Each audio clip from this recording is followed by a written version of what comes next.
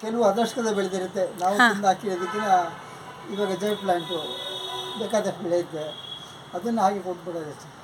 ಆಮೇಲೆ ಇದೆಲ್ಲ ಬರ್ತಲ್ಲ ಈ ಥರ ಗಿಡಗಳು, ಅದು ಇಷ್ಟಪಟ್ಟವಾಗೆಲ್ಲ ತೆಕ್ಕೊಟ್ಬಿಡೋದು ಅಷ್ಟೇ. ಆಮೇಲೆ ಇದು ಚಿಕ್ಕ ಚಿಕ್ಕ ಪಾಟ್ ಬೆಳೆಸಿರ್ತೀನಿ, ಆ ಥರ ಕೊಲಚ್ ಯಾರು ಲೈಕ್ ಮಾಡಿ ಬೇಕು ಅಂದರೆ ಅವ್ರಿಗೆ ಕ್ಯಾರಿ ಮಾಡೋಕ್ಕೂ ಸುಲಭ ಇರಬೇಕು, ಅದಕ್ಕೆ ಹಾಗೆ ಕೊಟ್ಬಿಡ್ತೀನಿ.